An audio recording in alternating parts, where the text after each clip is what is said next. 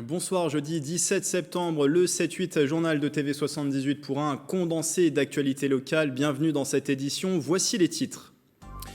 Le Tour de France 2020 bientôt à l'épilogue. La dernière étape s'élancera dimanche depuis Mantes-la-Jolie, direction les Champs-Élysées. C'est la troisième fois d'affilée que la grande boucle passe par les Yvelines. Ce sera le cas jusqu'en 2023. Invité Michel Callot, président de la Fédération française de cyclisme.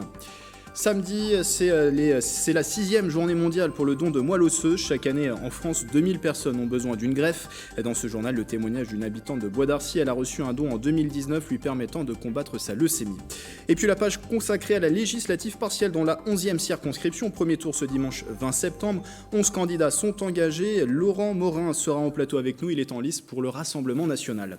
Et puis ce qu'il faut retenir des 37e journées du patrimoine, c'est à suivre dans quelques instants.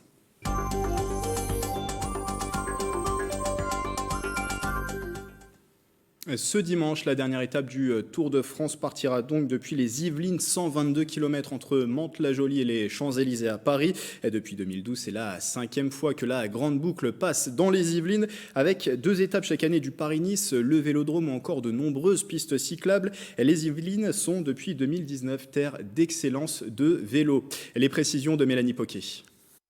Des mondiaux de piste en 2015, des Europes en 2016, le départ de Paris-Nice depuis 2010 ou encore le Tour de France.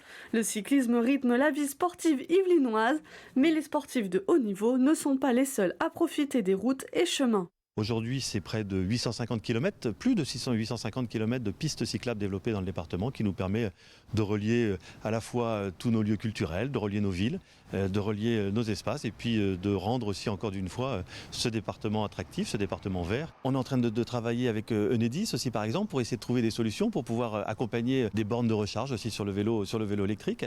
Une présence de la discipline qui permet à la Fédération française de cyclisme de récompenser le département en 2019. Les Yvelines sont reconnues terre d'excellence du cyclisme, un territoire que se partagent 27 clubs. Le Vélo Club Elancourt Saint-Quentin en Yvelines recense 140 adhérents, des jeunes prometteurs et des pistards confirmés. On a vraiment un terrain pour la route ou pour le VTT dans la forêt de Sud-Bois, et bien sûr avec le Vélodrome national et puis le Bélux. À part d'une école de VTT à partir de 6 ans. Après, nous avons des compétiteurs à partir de 13 ans, il y a à peu près 60 ans, qui pratiquent la piste, le VTT, la route, le cyclocross. La prochaine étape, ça sera une école de piste. Donc on est sur ce projet-là pour permettre aux Yvelinois d'avoir une véritable école de piste qui n'existe pas. Une passion pour la petite reine qui devrait durer au minimum jusqu'en 2024. Le département accueillera les épreuves cyclistes pour les Jeux Olympiques. Et Michel Callot, le président de la Fédération française de cyclisme, doit être avec nous en visio pour une interview. Il n'a pas encore rejoint ce journal. Nous essaierons de le joindre au cours de cette édition. Juste un mot avant d'enchaîner sur autre chose, sur le Tour de France avec plusieurs routes qui seront bloquées dimanche avec la grande boucle qui passe par plusieurs villes des Yvelines, notamment à Fontenay-le-Fleury et Saint-Cyr-l'École, 2 communes où les habitants sont appelés aux urnes pour une législative partielle dans la 11e circonscription des Yvelines. Des perturbations sont donc à prévoir de 14h30 à 17h30. La préfecture des Yvelines recommande donc à ses habitants de venir voter avant 14h ou après 18h. Les bureaux de vote, eux, seront ouverts jusqu'à 20h. Et dans l'actualité aussi, les chiffres du Covid-19 qui repartent en légère hausse dans les Yvelines. Hier mercredi, on recensait 5 hospitalisations supplémentaires, 2 en réanimation et 2 décès à l'hôpital. La stratégie, vous le savez, pour contrer la propagation, en plus des mesures barrières, c'est de tester massivement.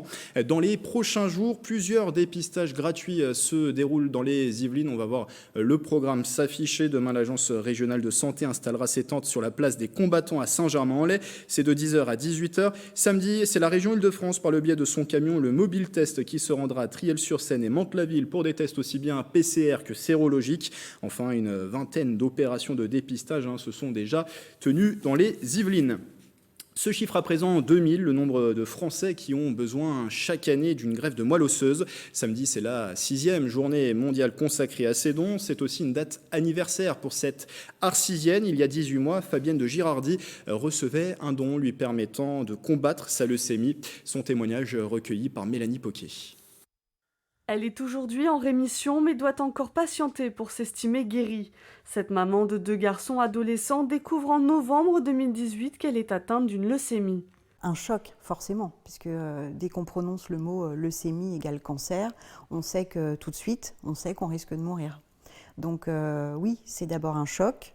En même temps, c'est un soulagement, parce que moi, avec les maux de tête que j'avais, j'étais intimement convaincue qu'il y a quelque chose qui tournait pas rond. Hospitalisée d'urgence à l'hôpital Mignot de Versailles, Fabienne entame une chimiothérapie 24 heures sur 24 pendant 15 jours. Les médecins ne lui diront jamais que le pronostic est mauvais, mais ne lui cachent pas qu'il faut procéder à une greffe de moelle osseuse. On interroge le fichier international de donneurs, les gens qu'on appelle les veilleurs de vie. Et heureusement que le fichier est international, parce que malheureusement, dans notre pays, on compte environ 300 000 donneurs, alors que les pays comme l'Angleterre, l'Allemagne ont jusqu'à 3 ou 4 millions de donneurs. Il faut savoir que trouver un donneur sur le registre international, c'est une chance sur 1 million. Un donneur miraculeux que les médecins trouveront en Angleterre. Fabienne ne connaîtra de lui que sa date de naissance. Mais fille unique, elle s'identifie très vite. Mon donneur, rien que d'en parler, forcément, c'est assez émouvant. Parce que c'est vrai que c'est quelqu'un qui ne nous connaît pas du tout, qui fait ça sans savoir qui il va aider. Probablement qu'on lui a dit que j'étais une femme, que j'avais des enfants. Mais c'est vrai que oui, du coup, lui ne me connaîtra jamais, mais moi qui n'ai jamais eu de frère, par exemple, sachant que maintenant c'est son sang qui circule dans mes veines, donc maintenant j'ai son ADN dans mes veines, oui, pour moi c'est un frère. Professeure des écoles, Fabienne de Girardi n'a pas encore retrouvé sa classe. Aujourd'hui, elle partage son expérience pour appeler au don. Dans 4 ans, elle saura si elle est véritablement guérie. En bref, le procureur de la République de Versailles s'est exprimé dans les colonnes du Parisien au sujet de l'affaire Mamadou Fofana, ce père de famille de 35 ans qui est mort noyé dans la Seine dimanche à Bougival. Il était poursuivi par des policiers soupçonnés d'un vol de moto. Maryvonne Caillebotte se défend des accusations de partialité dans cette affaire. La famille et l'avocat de la victime soutiennent aussi que les policiers ont tué volontairement Mamadou Fofana. Maryvonne Caillebotte a annoncé l'ouverture d'une information judiciaire pour recherche de cause de la mort. Rien n'est obscur ou dissimulé, a-t-elle assuré en promettant de faire toute la lumière sur les faits.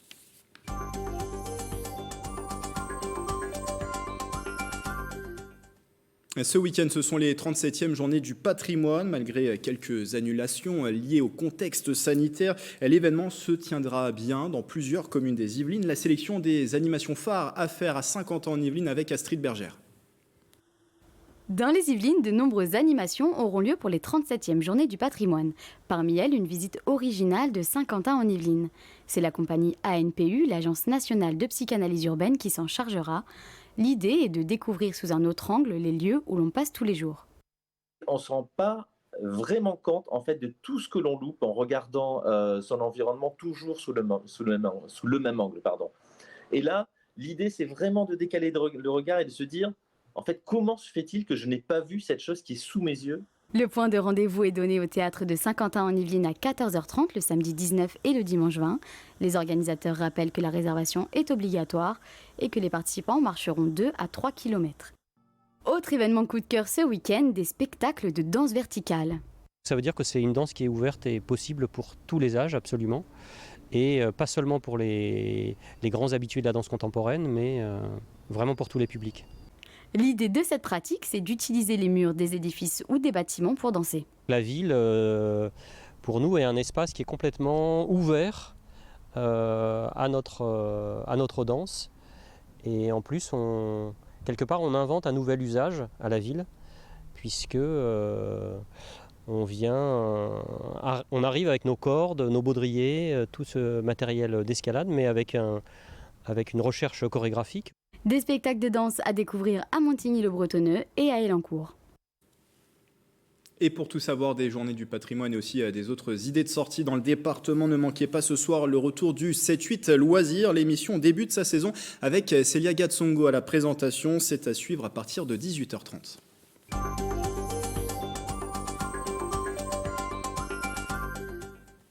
Pour refermer cette édition, la page dédiée à la législative partielle dans la 11e circonscription des Yvelines. 11 candidats sont sur la ligne de départ. Vous voyez leur nom s'afficher.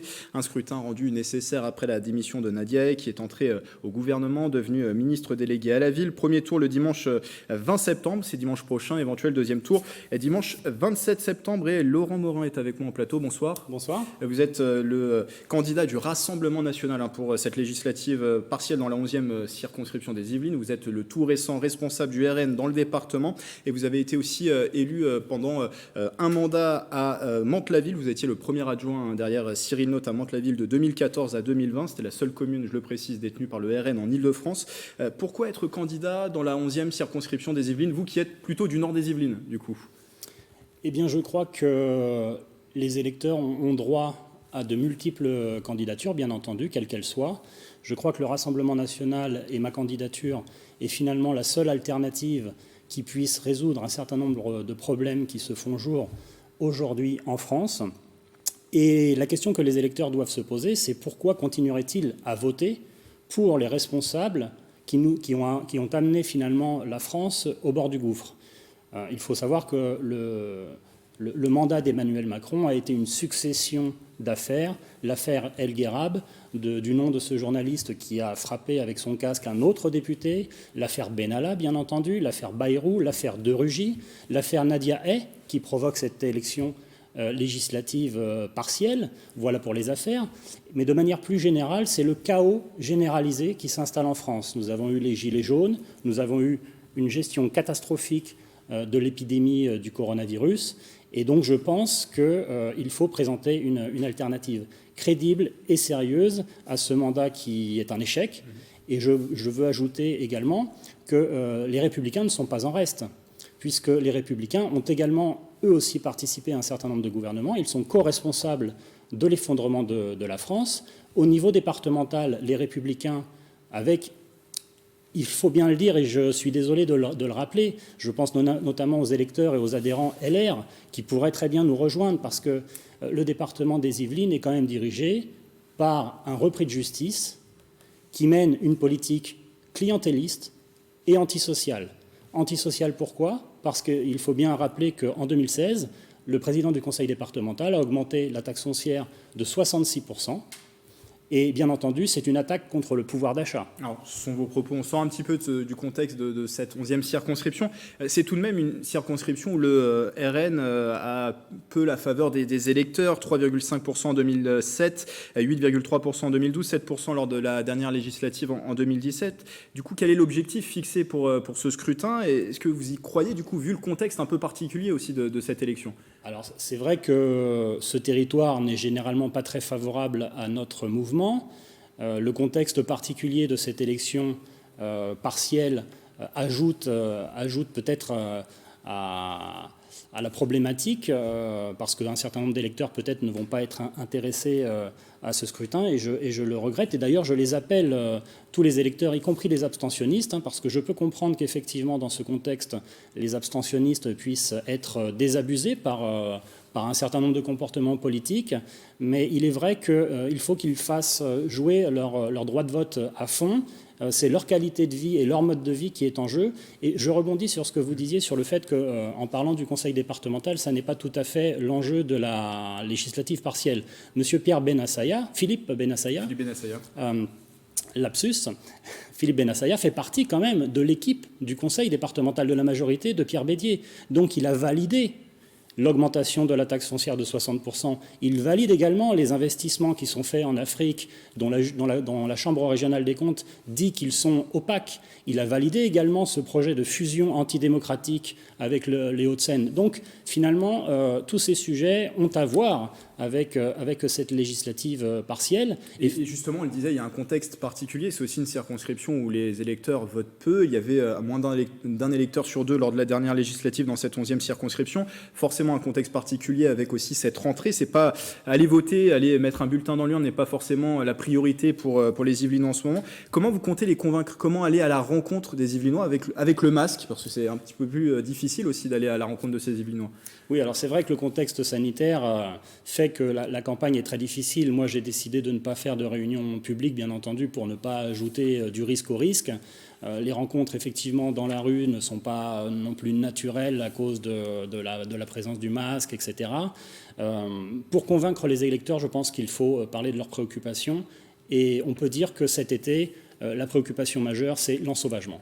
Il y a eu une série de faits dont on a du mal à imaginer qu'ils puissent se produire dans notre pays. Je pense à ce chauffeur de bus de Bayonne qui a été tué en faisant son travail. Je pense à cette gendarme qui a été percutée par un automobiliste dans le sud de la France. Je pense à cette aide-soignante également à Lyon. Donc vous êtes d'accord avec le constat fait par le ministre de l'Intérieur qu'il y a un ensauvagement aujourd'hui de la société ? C'est surtout le ministre de l'Intérieur qui est en accord avec le constat que le Rassemblement national fait depuis 40 ans. C'est-à-dire que nous avions prévu de très longue date que nous en arriverions à cette situation de pré-guerre civile.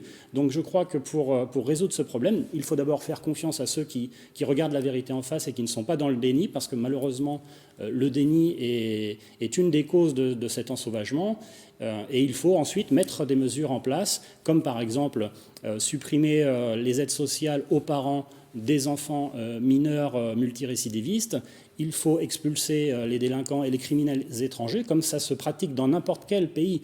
Vous savez, moi j'ai beaucoup voyagé, et j'ai beaucoup voyagé dans des pays dont on disait à l'époque qu'ils étaient les pays du tiers-monde. Moi, je ne les considère pas ainsi, mais je peux vous dire que dans ces pays-là, lorsqu'un délinquant, lorsque quelqu'un pratique la délinquance ou s'adonne à la criminalité, un étranger de ces pays-là, il est expulsé. Donc, je vous demande de conclure parce qu'on arrive à la fin de cet entretien. Mais merci d'être venu, Laurent Morin. Je rappelle que vous êtes le candidat du Rassemblement national pour cette législative partielle dans la 11e circonscription, premier tour ce dimanche. Et je vous le disais, 11 candidats en tout dans cette circonscription pour ce scrutin. Présentation à présent de Laurent Cocheton qui porte la candidature de l'Union populaire républicaine.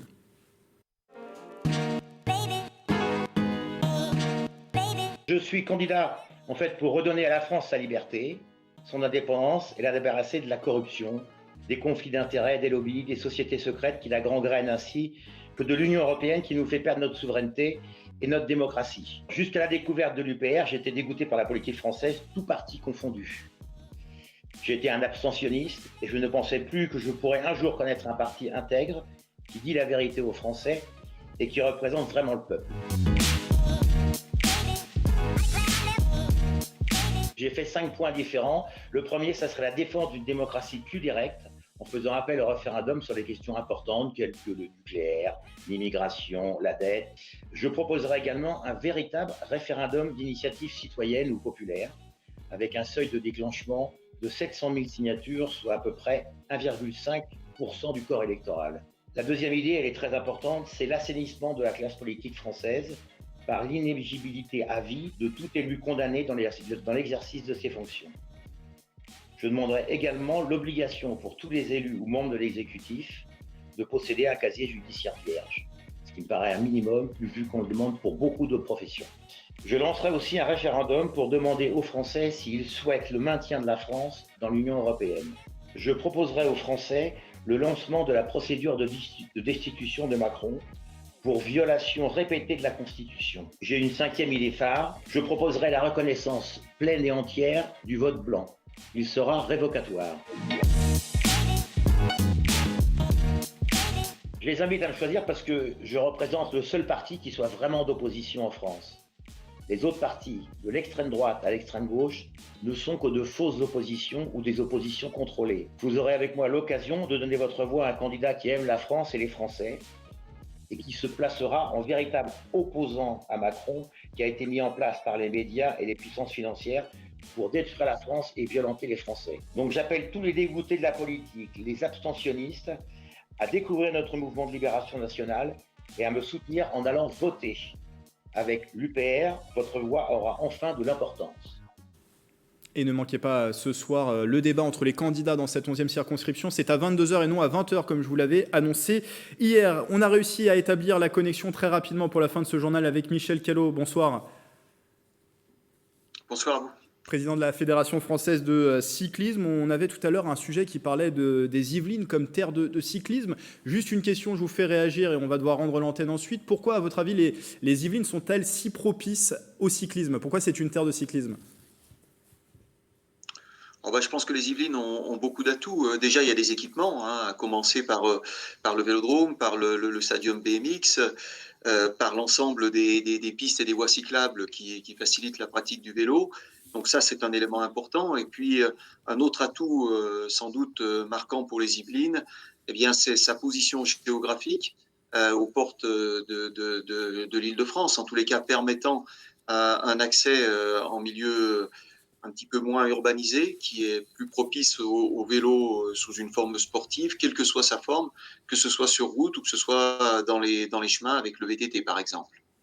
Bien, merci pour ce mot rapide, Michel Callot, président de la Fédération française de cyclisme. Merci de nous avoir rejoints tout de même pour la fin de ce journal. Et je rappelle cette étape du Tour de France, dernière étape au programme dimanche entre Mantes-la-Jolie et les Champs-Élysées. Voilà, c'est la fin de ce journal. Merci de votre fidélité. Très belle soirée sur TV78.